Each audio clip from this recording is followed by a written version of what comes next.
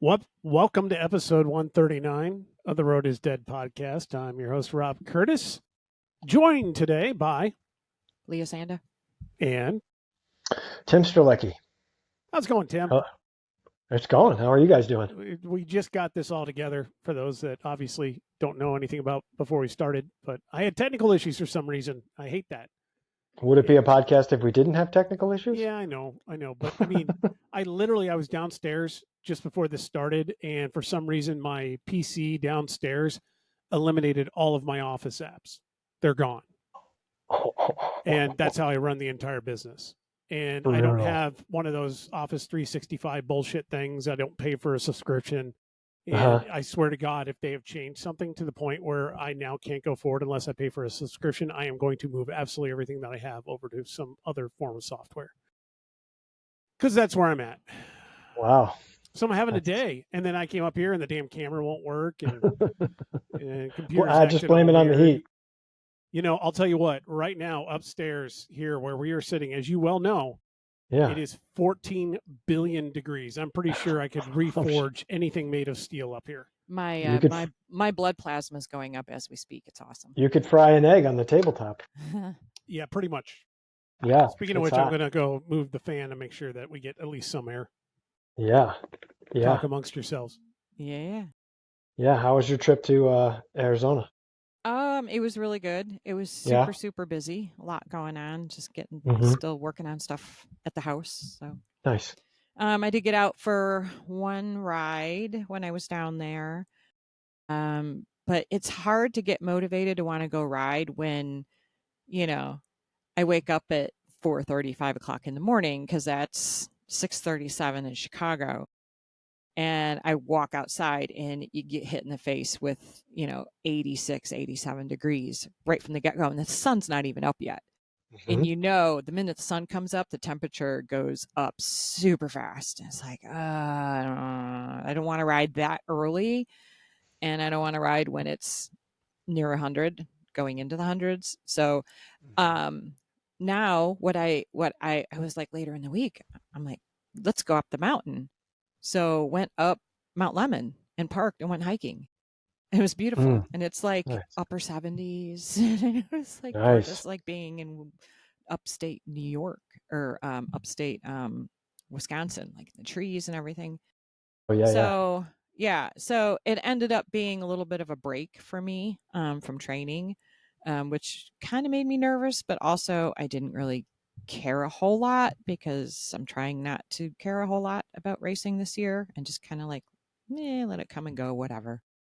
Kind of being a little bit more chill, laid back this year and take a break from the constant need to be on top of every detail like I normally am, which is it's hard to sit there at like half throttle for me. I just don't know how to do that, but it's a good exercise.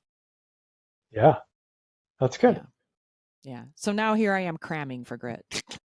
It's like, I need to do intervals now. I mean, it's 10 days long. You're gonna, you don't want to come in. You know how to do it. I know. And I'm not doing the whole thing. I signed up for 6 days. I may only do 5, may only do 4. I don't know. We'll see. Maybe I'll do 6 if I'm having fun. Nice. Yeah. You doing the whole thing? I signed up for all 10. Yeah. I mean, it's a lot. It's a lot to do. I remember even back, 5, 6 years ago when my season was dedicated to like intelligentsia, 10 days is a lot of racing.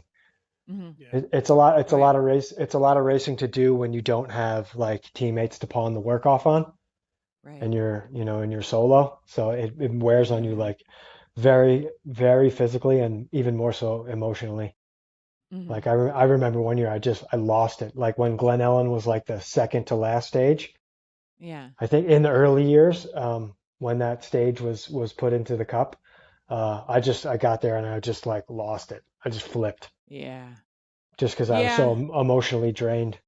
It is. And I mean, I literally rolled off the course in the middle of the race on the last day last year and sat in an alley and cried. I was just cracked. I was cracked everywhere, physically, emotionally. Yep. I had a good cry and I was just like, okay, take a short break. And then I launched right into cyclocross season. So yeah. Yeah. It's funny how that works, right? this is your official reminder that in what 17, 18 days we officially start cross season. We do? No, nothing says cyclocross quite like August 1st. Who's racing on August 1st? I'm just saying.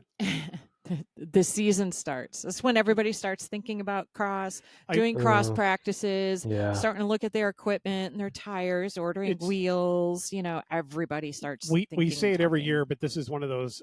Kelly Richter came up with the phrase because it was a long time ago. We were doing a planning meeting for races for the season. It was at the very beginning of the season, and somebody said, we got to August or whatever, and somebody put on that whatever race was in August, and it was probably relay at the time, and Kelly Richter went, yes, nothing says cyclocross quite like August 1st, making a joke out of it, but that has kind of been the case ever since. We keep saying when is the CCC going to get off the pot and announce their schedule? There's a temporary schedule. It's been floating around. They should put it on their website. No, I don't really care. It's not permanent yet, but it's looking pretty good. But it's nice when Wisco comes out with theirs in April, and it's jam packed. Hey, I'm as much at fault on that one as anybody else because they don't even have our 2 days on there, and it's like, oh yeah, well I haven't talked to the city yet to confirm it. It's just one of those things. It's not chief on my list. We know we're going to get the same weekends. I can tell you right now that the first weekend for it is going to be the 28th of September, and that's going to be Glenwood. And then the next weekend is Trek, and then the following weekend is the Chicago Marathon. So there's nothing. So, and then if you look long term, that's Trek and also Charm City. If you want to do regional races or UCI level races. Do Charms. Go do Inglewood. Charm City. I can't remember when Inglewood is, but I'm pretty sure it conflicts with one of our races. Talk amongst yourselves. I don't know. I'd like to go do King's Cross again, maybe. I would like to go do, what the hell is it? The Pan Am Champs. Yeah, in DC. Isn't it the same weekend as Woodstock? I don't know. It is. I don't know. I think it is.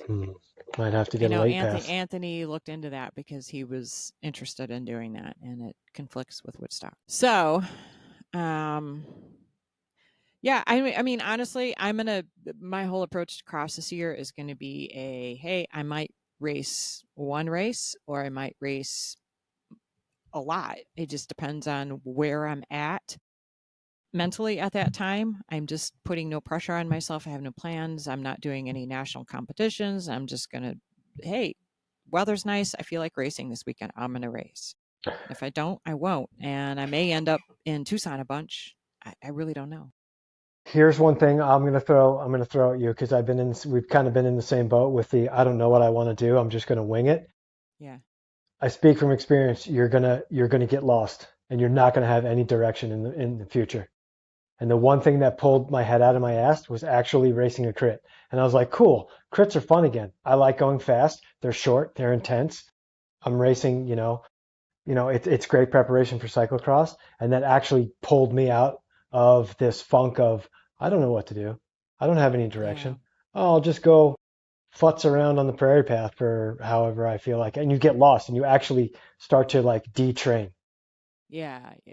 So you got to be careful with that, but you don't want to put yourself in too much of a hole that you're going to kill yourself trying to get out of it. Yeah. Yeah, no, I agree with you. I think my plan this year in general was I'm trying to do a good volume of riding just to make sure I have a good base. Mm-hmm. And then I'm like, all right, if I start getting close to something, I can pull back on that volume and hit a bunch of short, hard stuff to top up what I think I need for that event.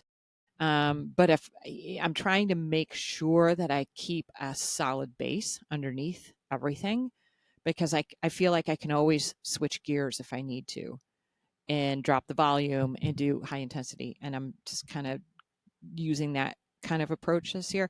I mean, I'm not going to go into cross season and decide the night before I'm going to do the whole season. I mean, I'm going to have to make a decision at some point.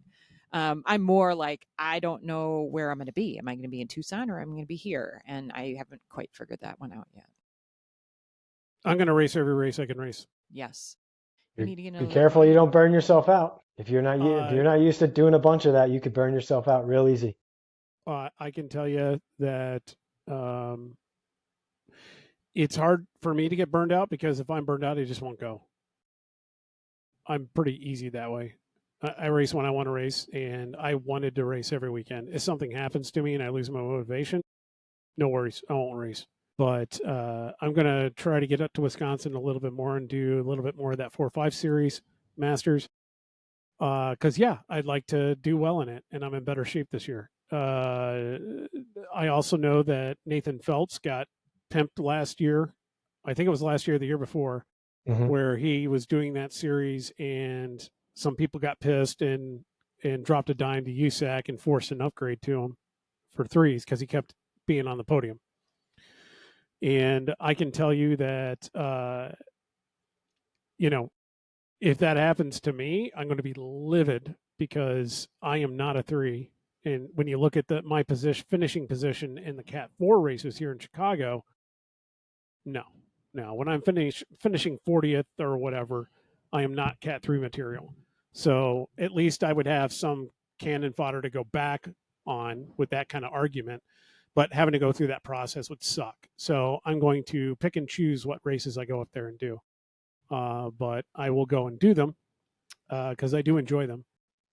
And then, I'm going to do our series, race at least once a day, and have some fun with it. That's what I'm looking forward to. Nice. I'm in some of the best fitness. I don't know if I've shared any of these numbers with you, but my fitness is at a level that I have not seen since like 2009. If I go back through my records, and I feel it. And I know as much as you want to poo-poo all the whoever's saying what about my FTP and whatever, I'm getting notifications from every piece of software that I use independently that is saying, hey, your FTP has shifted quite a bit and you need to like make changes. I've upped it to a percentage of what it's saying, but the numbers it's saying are back where I was back in, my early 30s and at a level when I was racing really well. And I got to tell you, I feel strong and I feel good. And one major change, I've been putting a ton of volume on. I've been riding every opportunity I can, whatever. And then we had that really bad heat wave a couple weeks back, and I just felt horrible, just absolutely horrible, and could not put any power down, and was just riding because I felt the obligation to ride. And then I looked at my fatigue in Training Peaks, and it was the highest I've ever seen it. And I was like, I talked with Leah a little bit, and she's like, yeah, you got to recovery, take like 3 days. And I went, I did last week. I took 3 days off. Took Monday off, Wednesday off, and Friday off. No, 3 in a row. She's like, take 3 in a row, And so I took 3 in a row. And then at the same time, we had bad weather hit, and I ended up taking a whole week off by the end of it. I came out of that feeling like $1 billion. Just an absolute $1 billion.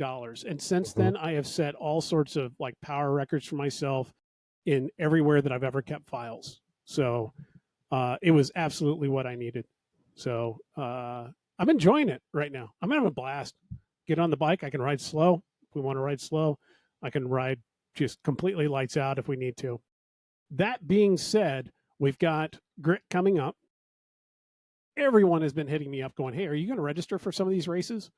Because if you register, I'll register. And so good friends that want to get out there and just race with me again and have some fun. As of right now, I haven't signed up for anything. And I know you two aren't necessarily as interested in this conversation, but it does ring true for a lot of people that do listen. And that's that I'm one of those weird guys that I'm just a weird guy, but I want to race. I really want to race.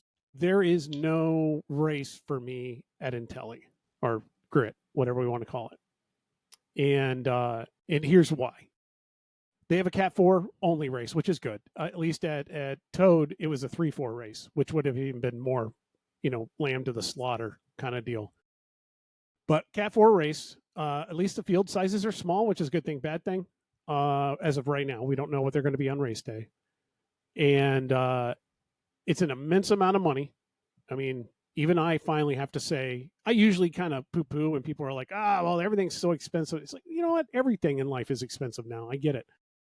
It's a lot of money, and it's money that I don't necessarily have, just sitting in my pocket ready to spend on entries, especially for a race where the Cat 4 race is about a half an hour, I think, on the book, which means they are going to pull me in about 10, 15 minutes into that race.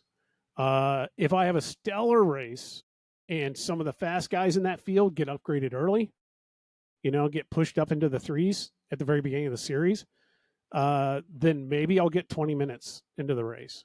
So $70 for 20 minutes of racing. And I just can't justify it. Now, I've had a lot of people hit me up and go, hey, do the Masters race. Okay, cool. Masters 50-60. You don't want to do that. Thank you. You don't want to do that. It's worse than the four race. Exactly. Now it will be. I won't have any issues with the sketchiness in the fours. It'll be smoother. It'll be cleaner for the 2 laps I'm on it. So basically, I get to pay to go race for 40 or 50 minutes, depending on what part of the series we're in, where I get to ride on my own. And the officials will keep me in there because, I'm not posing any threat to anybody, and I know how to get out of the way when the field comes around, and it's a clean race. Cool. Are you talking about like if you were to do the Masters? Yeah, the Masters.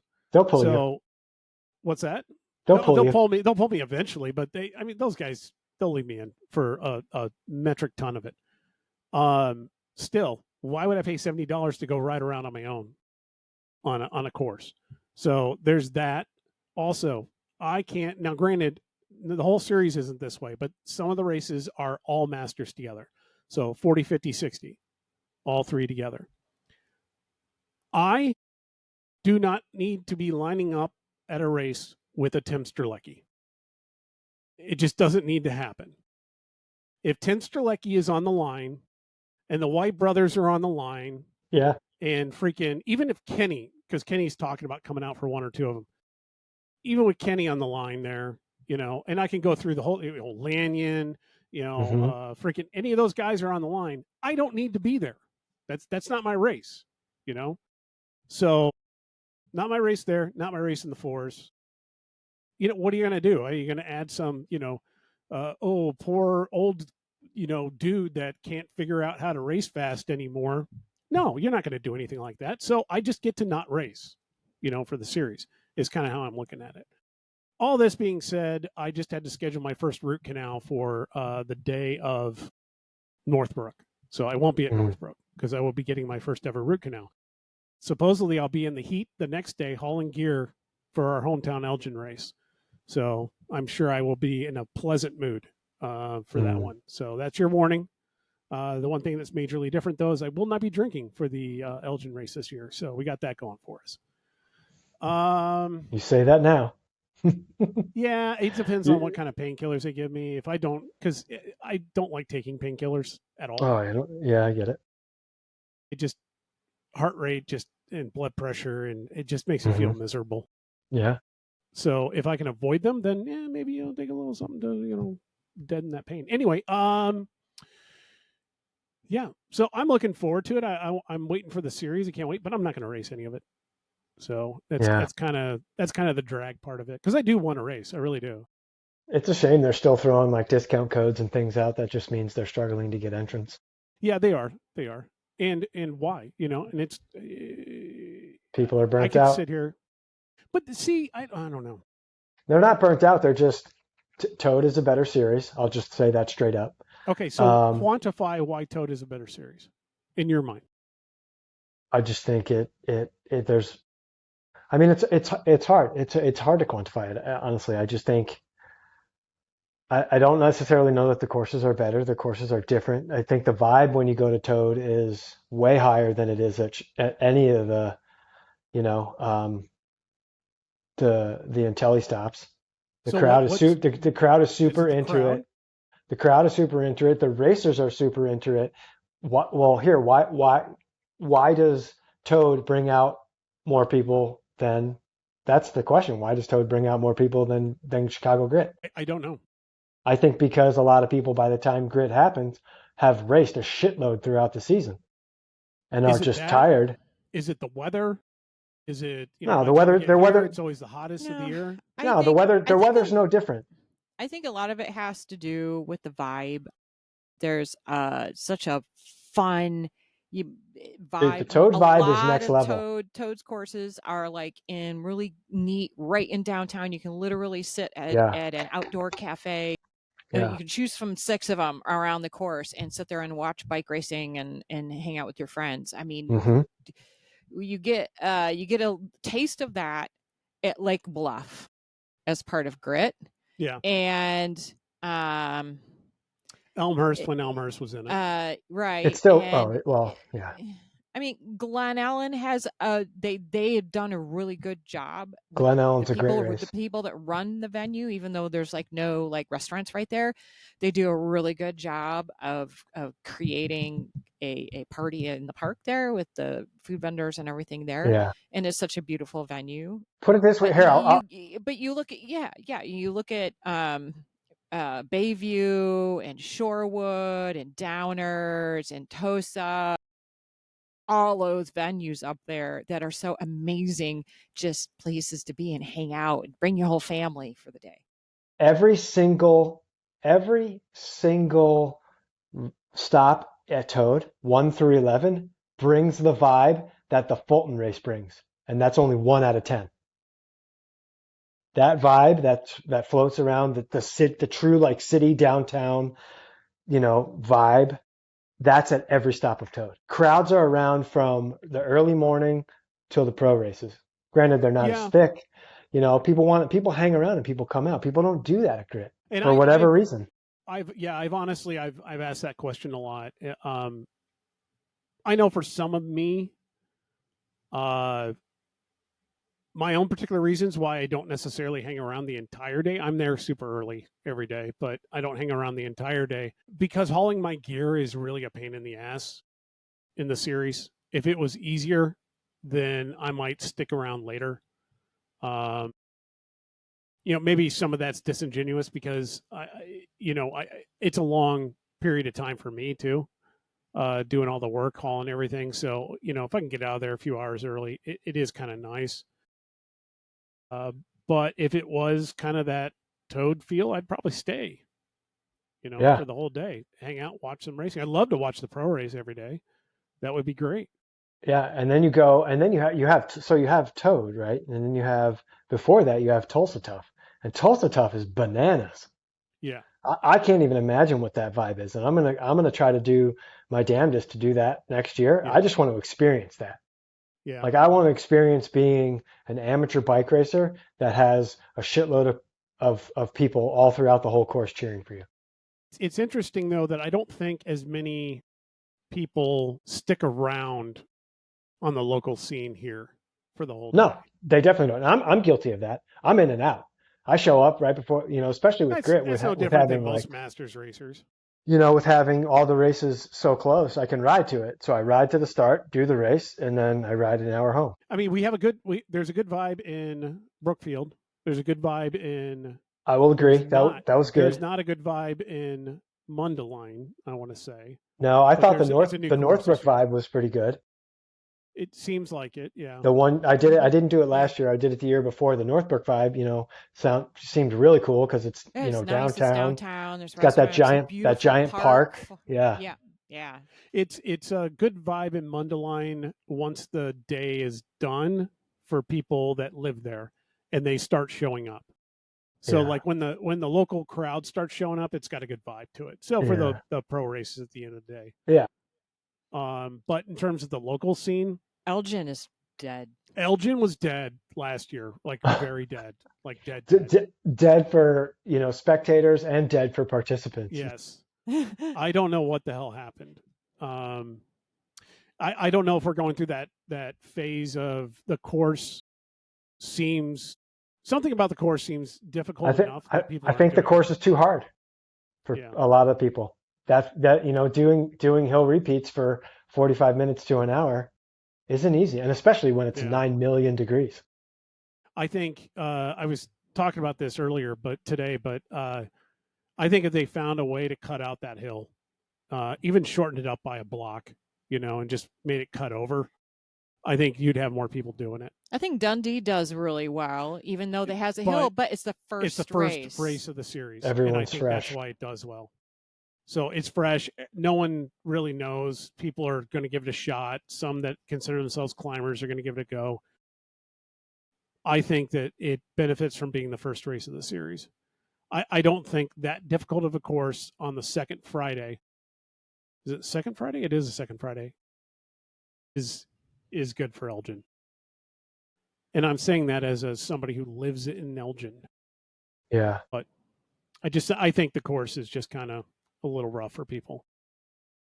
The Brookfield course this year looks to be very interesting. It's different. It's not different. In the I same believe spot. there was construction or something. Yeah, that's what I heard. It So, looks like I need to pop over there and ride it since it's next door to me. a gigantic is it much triangle. removed from where it was? It's right on the other side of the train tracks. Okay. So All it's still right next to the downtown. It's just over the tracks. I'll have to figure out how to get into that venue and drop my gear. Come off of I mean, I'm not knocking the organization that puts grid on, because it's not easy to do.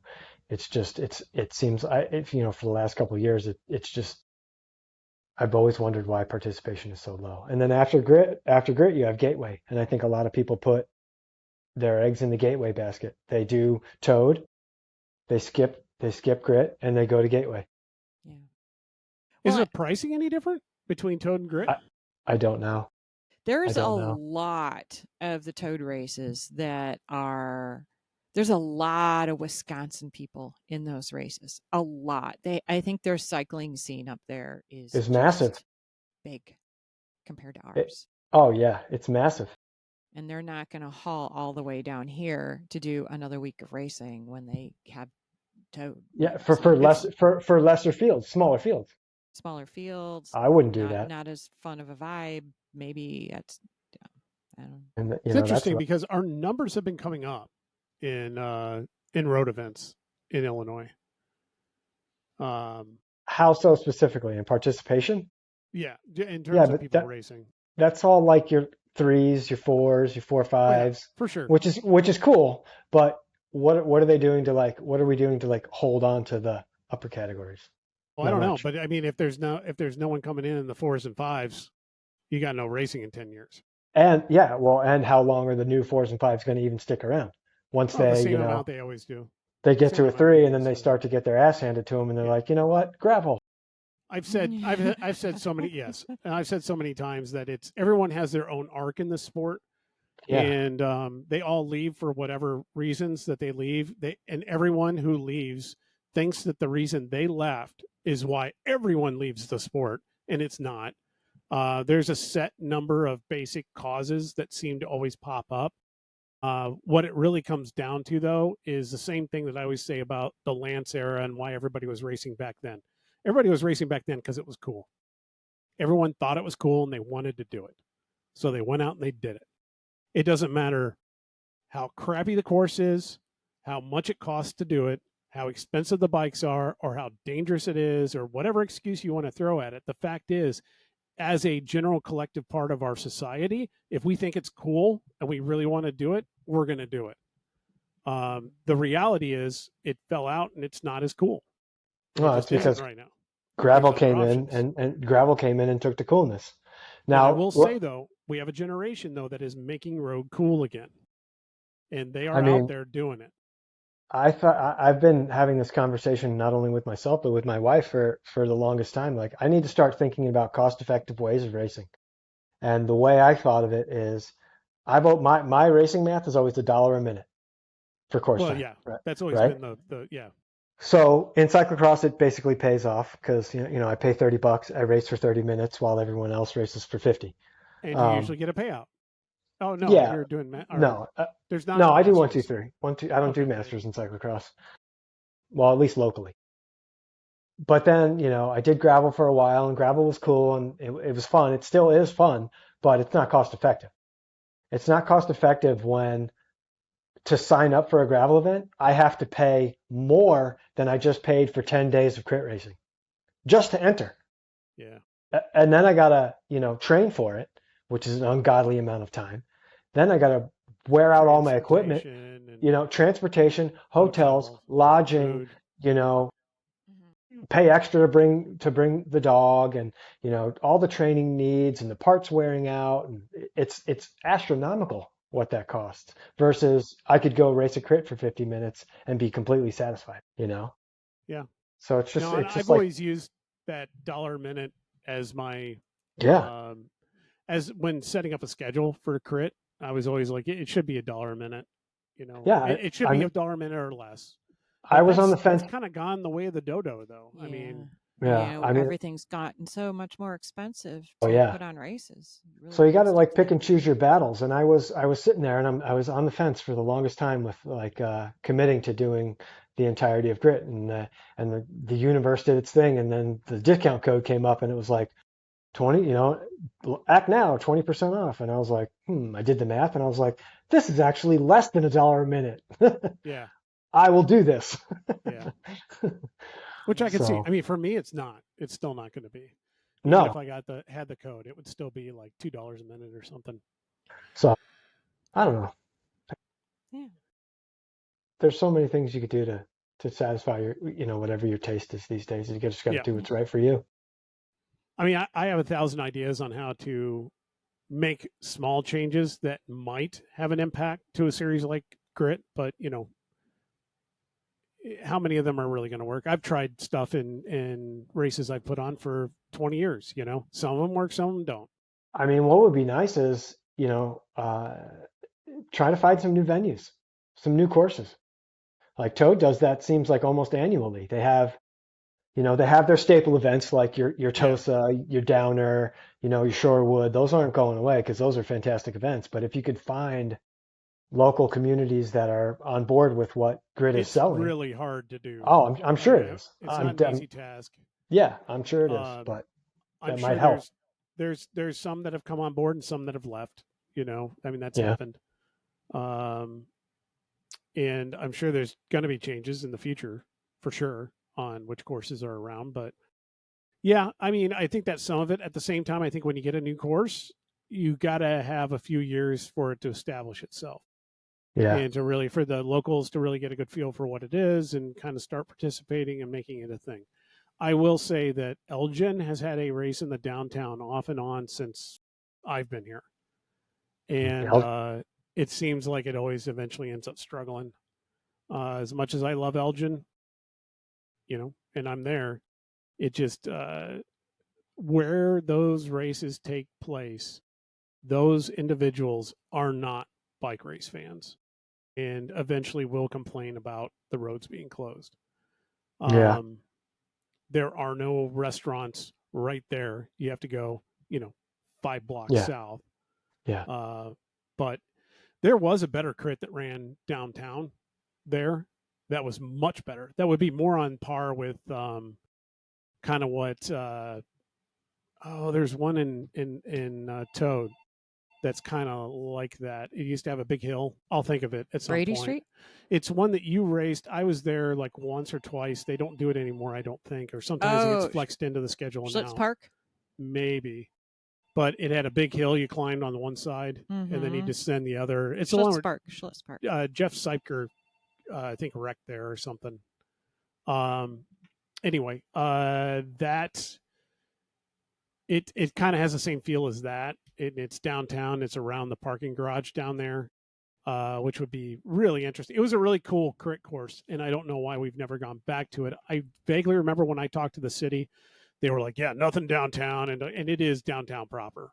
So, but I think that's the cool part of it is it's right around where like a lot of restaurants are and some really, newly emerging businesses. But it would also be an opportunity for us to introduce bike racers to a large homeless or unhoused contingent that we have in downtown Elgin. Yeah. That's what you want. I mean, It is what it is. Yeah. Here's all these nice bikes. Come steal them. Yeah, Sherman Park. Yeah. Keep telling stories about that one. I don't know. So I'm looking forward to it. I do love crit racing. I love being out there, and I can't wait. Wish I was racing some of it, but you two get to. Yeah. Spiffy new jersey on your wall there, Tim. Oh yeah. So, Which one? What's This the one one? on the? What's the other one? This one? Did you win a bike race? Well, what's that one? The one you're pointing at? This one, the one right here. What's that one? This one was given to me by my friend. There's a story that goes with it, but it was given to me by my friend Taylor Phinney. Nice. Very So, so I'll give you the backstory on it. A while back, Taylor Phinney posted on his Instagram, like if someone had some old school Oakley racing jackets. I remember seeing that post. Okay. I posted on there and I tagged him in it, and then he came back at me through my messaging, and he's like, "Don't play with me," and I was like, "I'm not." I have a whole thread with him, a whole conversation with him, and I said, "I'm not playing with you. Like if you want them, they're yours." And we went back. Did you say, "Hey, if you want to verify me, go through Friedman"? No. Friedman and him are bros, man. No, I'm sure they are. No, we went back and forth for a while, and I was like, I don't want anything for him. If you want him and you're serious, let me know. And like I said, we went back and forth, and then he like went radio silence, and I was like, dude, he ghosted me, and I got like all sad. I was like, oh, Taylor, like we're not bros anymore, And then like a couple days, like a week later, he popped back in, and he was like, hey man, I got a plan. And I was like, okay, cool. And he's like, I'm going to be doing this event in California at this bike shop. Can you send him here? And I was like, yeah, absolutely. Sure. And this was on like a Monday. And he's like, I'll be there Saturday. And it was before the 4th. So God. I go, yeah, right. So you know where I'm going with this. Yeah. I went and I got them all boxed up, and I brought them to the UPS store, and I was like, I need these here by this date. And he's like, not going to happen. I'm like, well, when can you get them there? And he's like, by Wednesday. And it's Monday. And I'm like, oh no. And he's like, it's $80. And I was like, oh. And I was like, oh, but it's Taylor Phinney. Okay, I'll do it. Yeah. I was like, okay, I'll do it. So I sent him like those racing jackets, and I sent him two other pairs of old M frames that I had laying around with lenses and stuff. And then he got them, he received them. He's super psyched on them, and then he sent me that jersey. It's part of an artist series that ASOS of Switzerland is doing, and he's an artist, a big artist now. So he's the first one to do the artwork. There's some artwork on the back, and it speaks to like the power of like riding together as a community, and then like superstition and some other things. And I think they have a Strava club, nice. So it's pretty cool. Like it may be something that I wear, but it's kind of like more of like a showpiece, like something I would frame because it comes from Taylor Phinney. It was super hard to like have a conversation with someone like that where you're not trying to be like some douchey fanboy. Yeah. Yeah. I'm fully aware. That's every conversation I have with all of you guys. I had so many like messages typed up to him that I was like, I read like from his perspective, I was like, you can't write that. Erase, and I just erased the whole thing and keep it like, I'd be like, cool, bro. And I just send it. And then this one, is from the Metric. The Metric is like one of the coolest races we have here. Saying race in air quotes, it's a fake race, but it brings out a lot of good bike racers in our area, and it's pretty balls to the wall for 100K. Yeah. So do you want to talk about the history of it? I don't know too much of the history of it. I just know that my first edition of it was in 2019. I think I did it, and I was like, I won it that year, and I was like, this is the greatest thing ever. It's put on by, I guess it's got, rich history. I don't know it. I don't know all the way back. I think I talked to Metz yesterday, and I think he said he'd been doing that race since he was a kid, and he's got to be almost 40 now. So it's been going on for decades. People can correct me, send in comments if you want me to correct it. But it's always been the 4th of July ride. By the Joliet Bicycle Club, and then they just started. I don't know, hotboxing it basically. Yeah, I think in 2020, maybe before 2019, 18, 17, 16. It was taken over by like the wolf pack. You know, Hmm. if you guys know the Yep. wolf pack, and they kind of dubbed it like the fake race. And they're the ones that promote it. They come up with the routes. You know, they started giving out jerseys, I think, because Brian Kulak is a Castelli rep, so he, you know, had the cool idea to get a winner's jersey made. You get like a little funny little like trophy that says some funny little thing on it. Like this year, I think it said like first place. I tried too hard, and it's like it's the most meaningless thing, but at the same time, like it's pretty awesome if you win it. I So love it. why does Cedric say that you tried to kill him in some gravel? Oh, we were crossing the road. We crossed a major highway, and then we were getting back on. You know, we started going again, and I went to go around. I think it was Diana. I went to go around Diana, and I came up on like the shoulder ended, and it went from asphalt to gravel, and so I went to go around her. I got around her, but in doing so, Matt was on my right, and I think I put him in the gravel. So that's his you know excuse. Yeah. But you know, it finishes on a hill. Oh, does it? Yeah. Oh, Yeah, it's long. It's like the finishing yeah. straight is forever. Forever. I started with that ride a few Yeah. times in the past when it was on the Joliet Bicycle Club actual ride routes. Yeah. And I would just like hang in and surf in the wheels until they would eventually light it up and I couldn't hang on anymore. And then they split it off and they started with they started at the same starting place as the bike club ride and then went off and split off. And then this year they still start there, and I think they're still doing the same route that they have that they had from last year. But the Joliet Bicycle Club's ride Is moved. moved Yeah. over to the Kendall County Fairgrounds. Fairgrounds. So Yeah. yeah, We did that ride, and it was kind of low key disappointing that we weren't able to roll with the yeah, we Metzrick were at sad not to all see everybody. because it's fun. I was enjoying rolling out with it and staying with it for a while, and honestly, this year I could stay with it a hell of a lot longer, at least until it got spicy.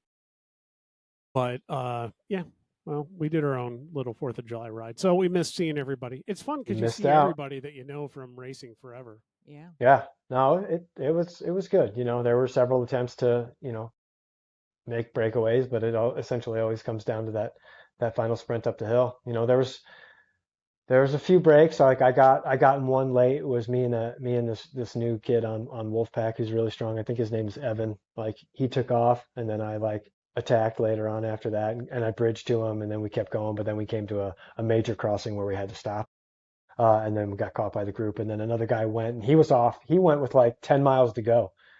And you guys might have seen him at the track. He sometimes wears an EMC kit. He's really big. His name is Yeah, Matt.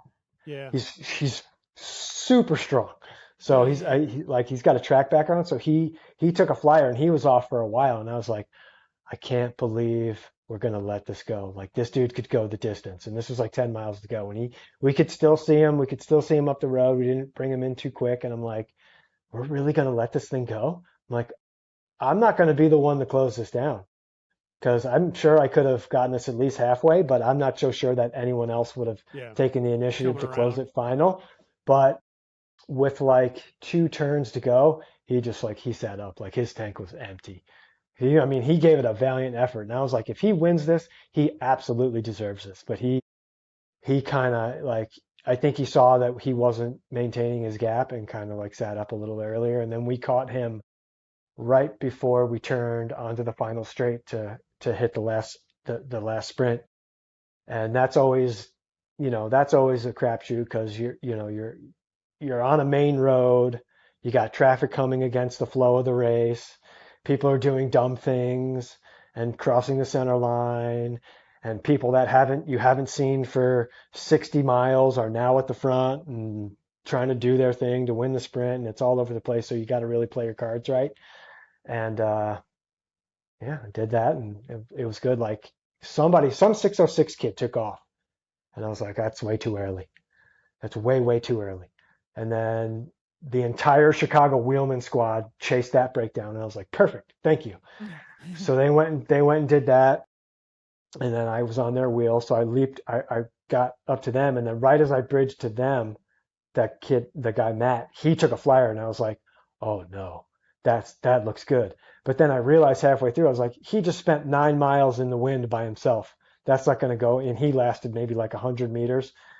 I came around him, and then Joe Sullivan, so I was in front for a little bit, and then Joe Sullivan came ripping around me, and I was like, oh no, this,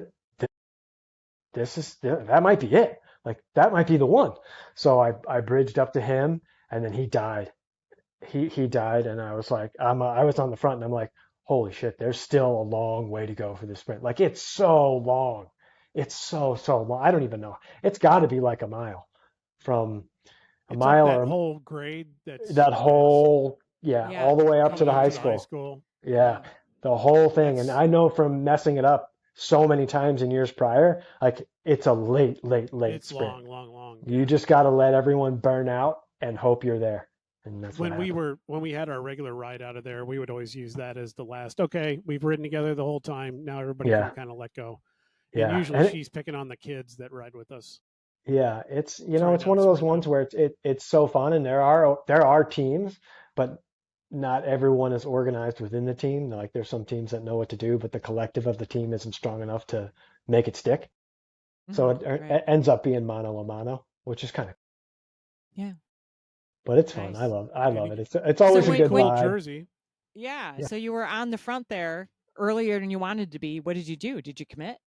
Oh, I committed to it. Yeah, as soon as Joe Sullivan came around, he had a good turn of speed, and he came ripping around me and gapped me, and I was like, oh, I got to close that down. So I closed that down, and I was sitting on him for a little bit, and he's sitting, and he just died. He just like died, and I was like, is that it? And he wasn't too far from the finish line, so I was like, either. And I know from years in the past, I know what pole to look for, and they finally like made it somewhat noticeable, like, hey, the finish line is here. So I knew what to look for, and he died before that. And then I punched it as best I could, and I looked once over my shoulder, and was like, I got a gap. This is fantastic. And then I was like, oh, I fucking won this thing. I can't believe it. Nice. Yeah, I was dead. I Illinois was Road Race dead. Championship. Yeah. It Yeah, should be. It we absolutely were should be. sitting there. Yeah, totally. We were sitting there, and I found the picture. We were at one of the rest stops, and I found Yeah. your picture was already posted. Which, by the way, we're going to make the cover of this episode. Whoever took it, we're using it. I mean, if you Uh, guys you guys know the vibe of it, and the Wolfpack, yeah, they're just a funny group of dudes that yeah. really, know how to keep a good vibe and keep it safe, keep it fun, keep it light, and not take things too seriously. But But it we really thought brings about it out a lot of though, and it go. was like there is no road race in this No, state, so it's that 100K. It's is perfect. that is the road race, the state of Illinois road race championship. So you are now the official, unofficial Illinois state road race champion. I'll tell you, I was floating on a cloud for the whole car ride home. I was like, man, I really wanted to win this. Like I've tried the last like 5 years to win this thing, and I've been like second or third every year. Yeah. Every year. I'll be screwed once they change it from an uphill finish. Hey, you If never know. if they make it a flat finish or a downhill finish, I'm out. Like I'm definitely out. Yeah. I got to tell you, Toad's got enough downhill finishes to ruin my pride. if they move out to where we're starting, which I don't see that happening, but if they moved out to where we were starting, there's not much hill wise out there. So Yeah. there's really not much to do. They'd have to make it kind of interesting. Although I mean, some of the roads you would end up sharing because you end up the regular ride uses the same rest stop as it used to I be. mean, So, the ride, the course itself isn't really that hard. I mean, you have some hills, but they're in the beginning. Everyone's fresh. You can stay with the group. It's really that, mile 50 to 60, depending on what the dynamic of the race has been, and if there's crazy wind, that really makes the difference. Right. And then the final long haul up to the finish. But other than that, it's kind of flat and rolly. But Awesome. it's always fun. It's always fun. I love participating in that. Because I'm full blown roadie now. yeah. I have Until my you get bored of that, and then you'll be Yeah, back to something else, right? yeah, That's all right. yeah. That's cool. That's you just go with where your bliss is, and this is your bliss right now. So Well, yeah, it's like I love gravel. It's fun. It's an adventure. It's not, like I said, it's not cost effective for me. Cross is always going to be there. It's always going to be fun. Crit racing is fantastic fun. And then mountain biking is mountain biking. I mean, we don't have too much here locally, but well, we've got now a new mountain bike state championship, I believe, that's being held over in Rockford, maybe. Atwood, yeah, it's in Rockford. Yeah. Atwood. I wish I had ridden my mountain bike more. I would have went for that. And then there's a race, the Camber series. They're doing starts Saturday. 3-race series starts Saturday with Raceway. Yeah. So yeah, I'm gonna sit that series out, unfortunately. Yeah. Good luck to everybody that's doing it. Bro, I won it last year. I don't need to do it again. Yeah, it's mountain bikes. You already won it. I won it already, I got a good question yesterday about a mountain bike wheel set, and I was like, I can talk the specs on the set until the cows come home. Yeah. But he asked me about different tire usage around here locally, and I'm like, I got to be honest, I have no information to give you. Depends. The only not a mountain bike rider. If this person, whoever asked you, is listening, the only tire you need around here is a Maxxis Aspen. That's it. You don't need anything else. Rolls fast. 2.2. 2.4. Okay. 2.4 front and rear. I mean, if you want to be like a Saturday morning Sendy boy at Palos, you could go for something a little more rugged, but you don't need anything. Is that got a little more aggressive than I've pretty much been doing recon, Maxxis recon everywhere. No, an Aspen is minimalist. Think of even less than a recon. Yeah, Barron's wheels that are in the office downstairs. Yeah. Those are Aspens. Okay, cool. And contrary to what you think, I have been running those tires for a couple seasons now, probably 3 years now, in all conditions, even in super, super duper muddy Palos. It was sketchy as hell, but with the right tire pressure, they roll, and they shed mud really good too. Yeah. But other than that, you don't need anything else. We don't have the terrain here. Right. Correct. We don't have the terrain here to warrant an aggressive tire. Unless you're going to ride like Sawiki, which is like chock full of gnarly rocks. Mm-hmm. But I got to figure out Tucson tires. That's a whole new ball of wax. Oh, what a horrible problem to have. Mountain bike tires or gravel tires? Mountain bike tires. I like the gravel tires I have on the bike down there now. They're fat. I love them. 2.1 on the front, 2 on the back. I got the Vittoria Torino dries. It's a good tire. I didn't get a chance to take it into anything aggressive though. I just did. They have a small trail system called Fantasy Island. It's pretty easy, just kind of like riding flowy kitty litter. So I'm hoping this fall, winter to get out and find some of the get on some of the chunkier stuff. But for mountain biking, like I have no idea. I just have to go by what the bike shops down there recommend for everything. That's probably your best bet. They know the terrain the best. Yeah. So Camber race on Saturday. Sunday is the big stupid birthday ride. Anthony's ride that he puts together every year.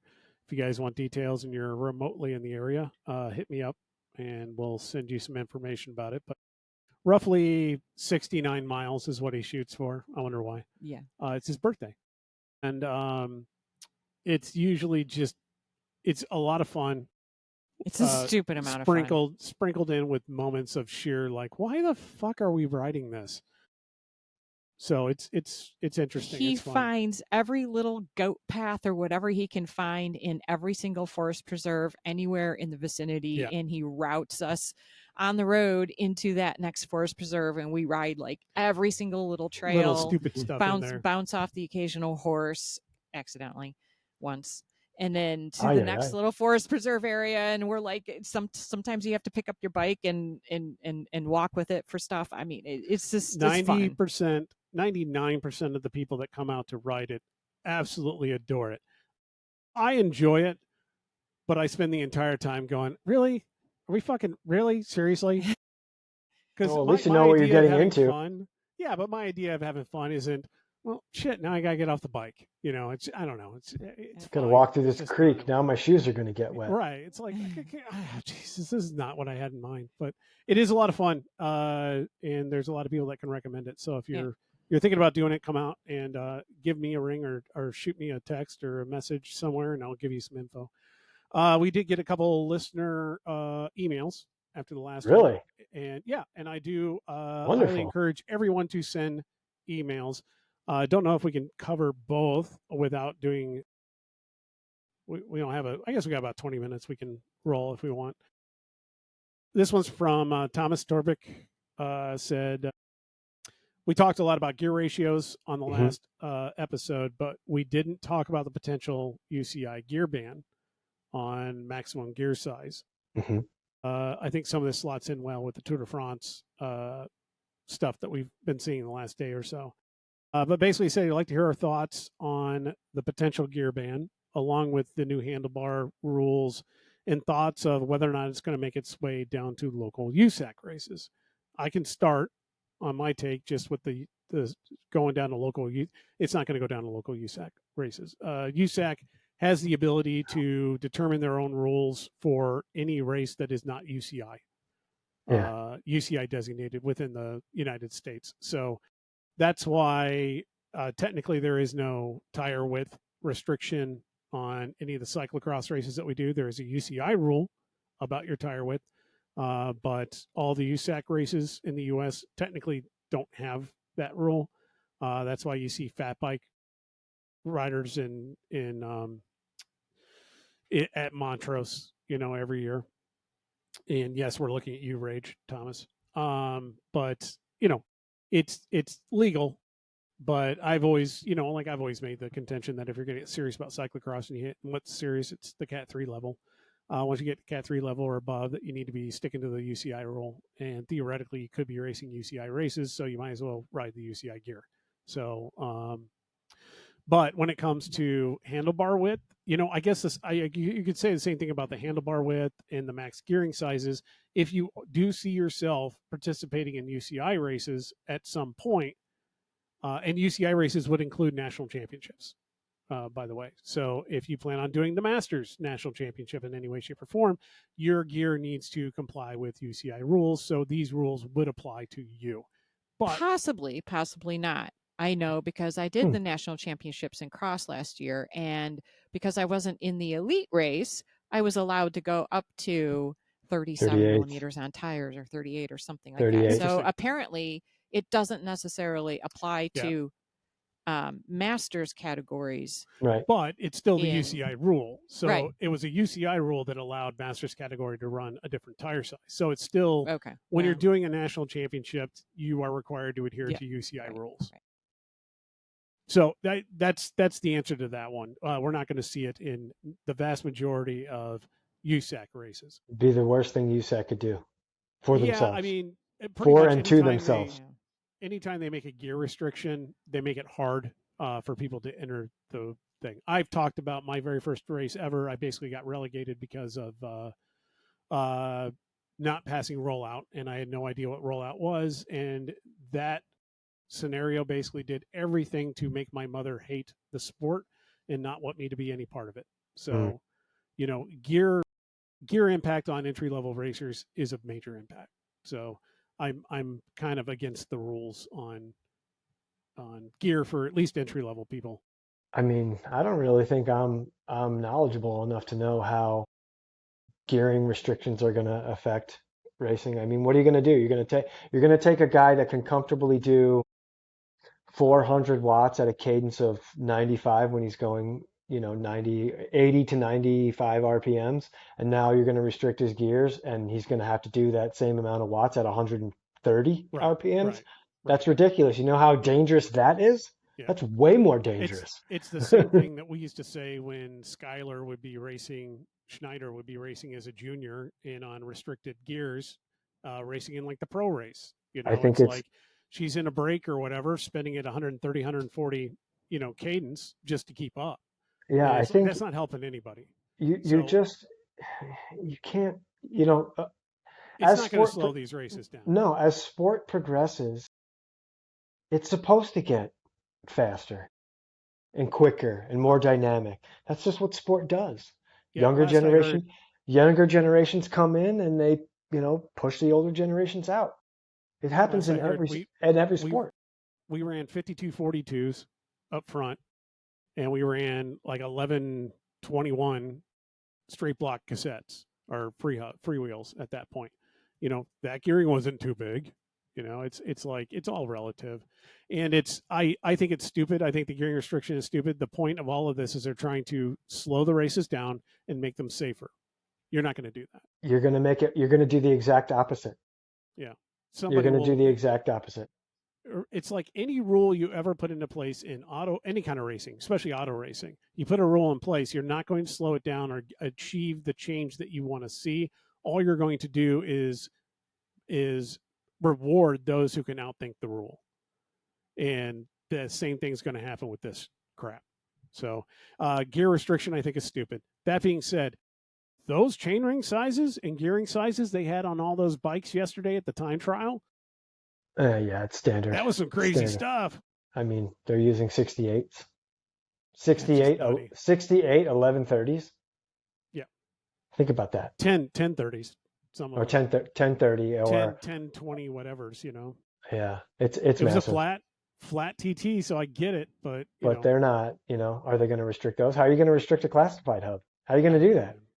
I don't know. When it's all internal. You could do it by saying you have a maximum gain ratio and shit How- like that, but From what I know, and I don't know if this is necessarily public knowledge, but from what I've heard, you can reprogram a SRAM derailleur to use a different gear ratio.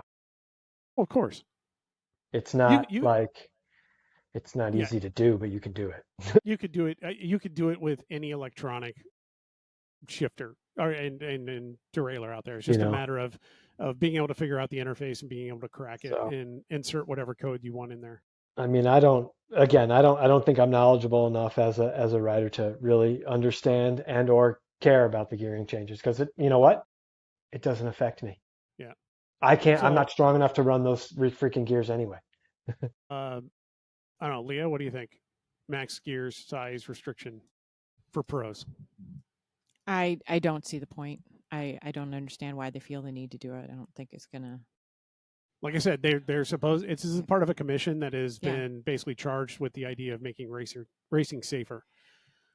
I honestly, I think they need to pay more attention to how the courses finish and stuff like that than what's on the bikes. The general course safety is just horrible. Yeah. So, I would start there. The other thing, this is one that I do have an issue with. Something needs to be done. The way they're going about it probably isn't the right way. Handlebar width. The ultra narrow handlebar width that we're seeing get out there is not safe. I don't care who's running it. It's been causing accidents in the pros. And now you're seeing all these amateurs that are wanting to, emulate it. How is it causing accidents in the pros? There's less leverage on the bars. They have less control. I know what it does, but I haven't seen an accident occur just because of the handlebar width. I got all that information from media people that covered pro races, and they're flat out saying that it is causing more accidents in pro races. Well, I think the majority of people that are running skinny bars don't understand how it changes what your bike does. Yeah, well, and that's not going to change. And I think, this is, I don't know. I think that's a stupid one. The way they went about it is stupid because it totally screws anybody who's a small frame individual. Yeah, absolutely. It screws the female athlete much more than the male. In particular, yeah. I don't know if it's still this way, but there used to be a minimum saddle nose setback rule, right, for TT bikes or for bikes in general, whatever. But they had a morphology exception that if you were below this height, you were allowed that. So I don't understand why they can't simply do that here. It's like, okay, probably will. width of clear distance in between the hoods, which is what I think is the 38. Yeah, I don't know. Don't quote me. Whatever it is, it's like, but have a morphology exception for those riders with shoulder widths measured from this point to this point of the shoulder that are narrower than X can go down to this measurement. And I've heard that proposed by many people. It's pretty simple. A lot of people are questioning why they didn't have that sort of exception when they created this one. These all were proposed to take place next year. So they might die. They might die before it even. Yeah, I mean, either that or it could be dead in the water. I'm not because it's so stupid. Worried about them. Yeah. And will it impact any of us? No. Nope. But this is the same though as when they made the Super Tuck illegal, and when theoretically puppy paws and visible aero bars is illegal. Those are illegal, and I will say in local racing, you're going to get called on it. Mm-hmm. If any official sees you doing either one of those, you're going to get called on the carpet. And those are safety issues. So I do have a problem with it. Inevitably, though, we will always see somebody trying to do puppy paws, and that's basically all they're doing by making their bars super narrow and cocking the hoods in, is it's giving them something to rest their hand on theoretically, which makes it not illegal as puppy paws, but all they're doing is puppy paws. So I hate it. I don't know. That one is a stupid trend. I don't like it. Do we need to go to narrower handlebars in general? Yeah, probably. I know I've gone narrower, and I could stand to go even narrower again. But, the stupid narrow stuff, I put 36s on my track bike, and I got to say, it is a physical transformation every time I use them. And I'm not a huge fan, but they're definitely better than running the 44s I was on. Oh, yeah. Thank you for letting me borrow them, by the way. Yeah. Yeah, 44s on a track bike, I was basically just going down, scooping up air. Might as well just have a sail on your back. Yeah, pretty much. No, yeah. Now, I think it's like, do I need to breathe any more than I'm breathing now? No, I'm okay. I can stay here. I mean, I think I was watching the live feed of some of the Tulsa Tough stuff, and I was shocked at how many Masters dudes had little skinny 28-inch bars. Oh yeah. And I was like, you dude, you're 6'5" and you have 28-inch bars. You look ridiculous. you would think the older you get in the sport, the smarter you get about what the actual changes are. All I can tell you is that elite levels, so people that are some of the fastest masters in the country, are always the most gullible, guys that are buying all of this crap. And it's every time you see them, whether it be a national championship race or UCI level race or whatever else, it is amazing. I will say this, going out at the track, all the old people at the track have just ridiculously huge gears. Guys, I need to step out and deal with an issue. Yeah. So and we're going to tie it up here in a second. Good luck. Good night, Gracie. They have huge gears. They're buying into all of it. They have the tiny bars, the new molded, carbon one piece. Dude, you're an aging Masters athlete. You're going to look for any marginal gains, anything you can. Something interesting to note, speaking of which, is we had the Masters National Championships wrapped up into Toad a couple weeks ago, and then following into the road race the week after that.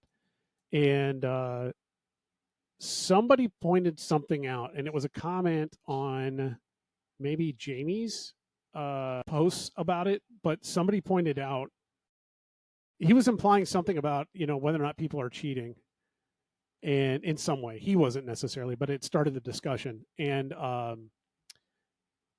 it was brought up that there wasn't a single drug test during that entire series for any of those national championships. Well, you don't got to worry about the juniors. No. Masters for sure. Masters, that's surprising that there was no drug test. Right. The one key group that is guaranteed to be dope. That's the demographic. Yeah.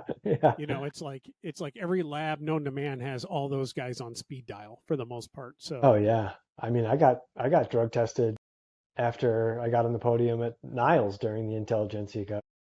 Nice. Yeah, we used to do, at least when I was associated with it, I had to go through some training.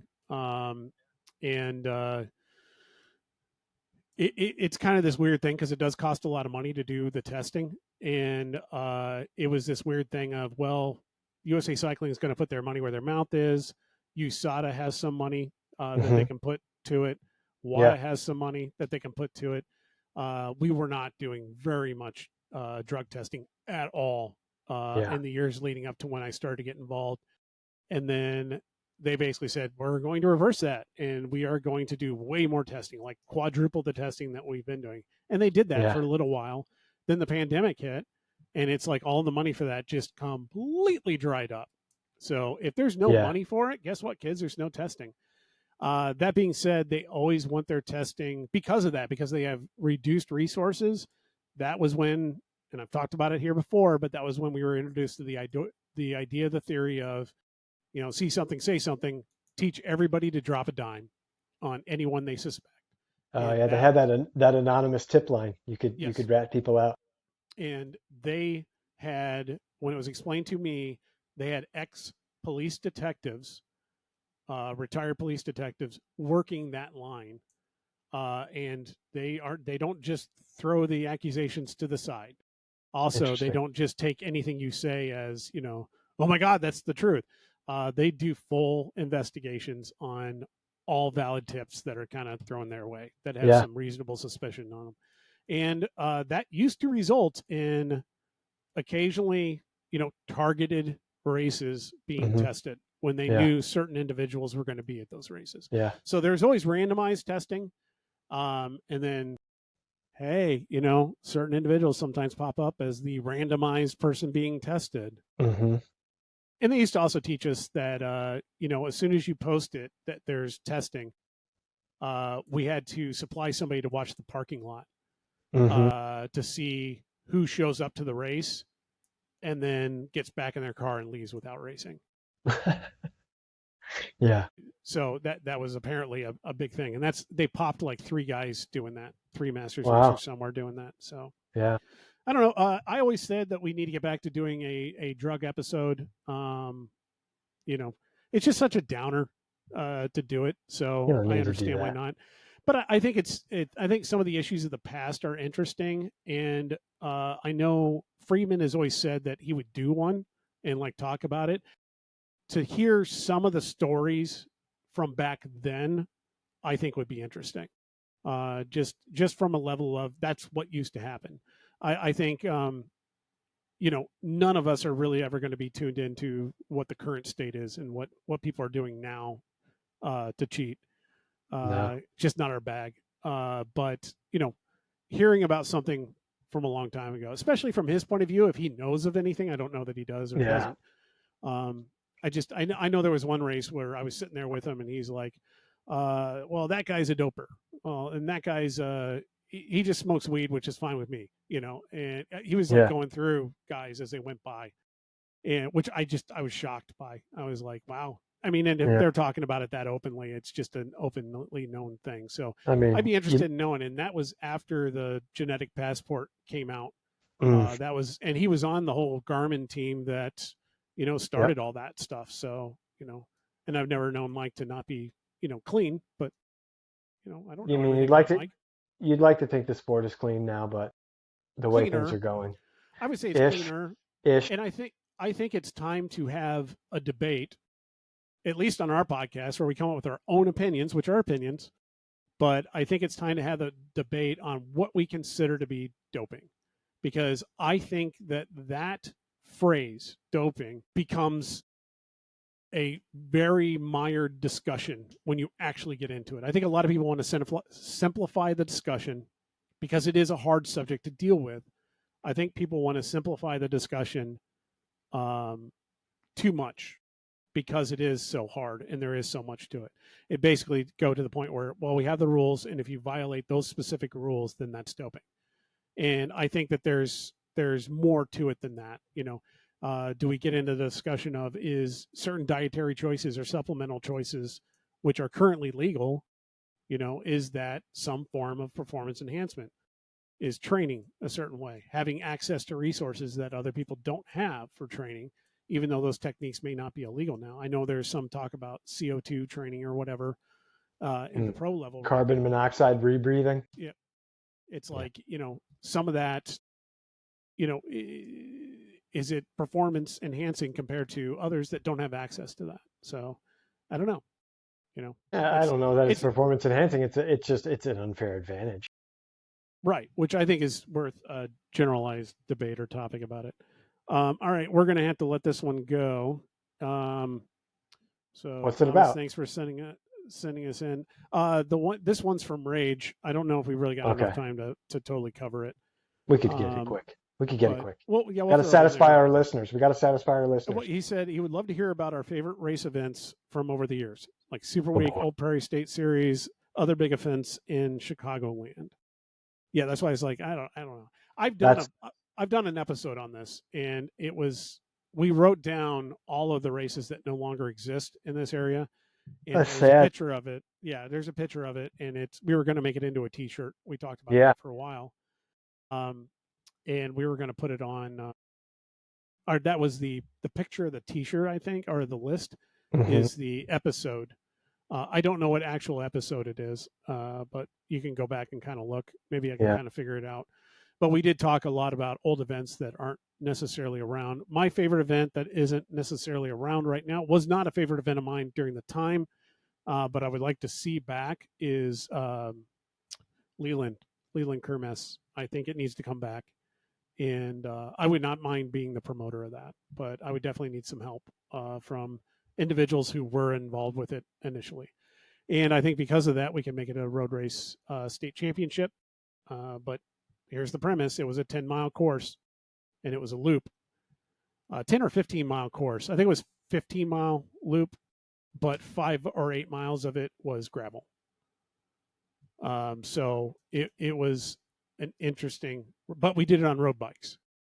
So it definitely had more gravel than your rough road has, Uh-huh. Uh-huh. um, and uh, and still we considered it a road race, and I think there's no problem with that, and I think that needs to come back.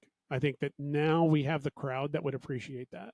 I mean, we definitely appreciated it at the time because it was different, and Yeah. everyone that was in the very early era of people starting to talk about gravel. I mean, this has got to Uh-huh. be 2009, 10, 11, 12 in that range. Yeah. 15ish plus years ago. Yeah. And people were starting to talk about gravel. And I remember we used to debate whether or not we needed to size up on tires to 28, that kind of thing, or 25s. I'm sorry, 25s. Yeah, it was. I think it's a race that I think should come back. I think it'd be interesting. Super Week. I've been telling stories about Super Week all week because we're leading up to what took Super Week's place. This jersey in the back here, this black one up there, that is a Super Week jersey from one of the last years that they had it. This particular jersey was won in Super Week at the same year that another buddy of mine won a jersey. And that came up in my memories yesterday as being 14 years ago, I think. So that would I have been 2011. I think there is still some form of Super Week. Oh, no, not to my knowledge.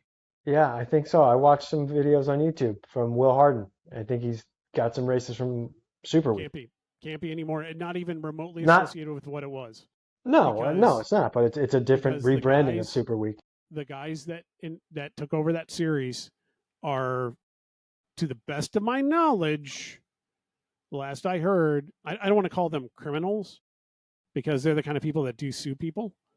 I got more than one cease and desist letter where they were saying they were going to take me to court and sue me. I know that there's a lot of weird things that happened with the whole, what used to be the old Turin shop, not the current version of the Turin shop, and the whole Evanston thing. There was a lot of court cases, a lot of people being sued, and everybody associated with it won't open their mouth and say a damn thing about it, at least to me. So, there's a lot of stuff going on with that. So, I would be.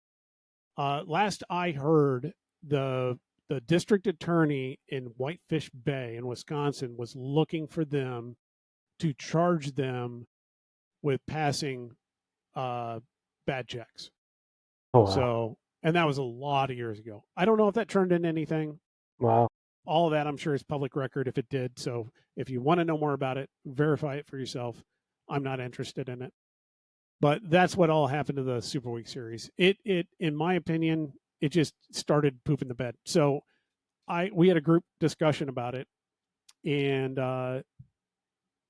because it was another memory that came up like yesterday, and it was something that Kenny and Rich took issue with.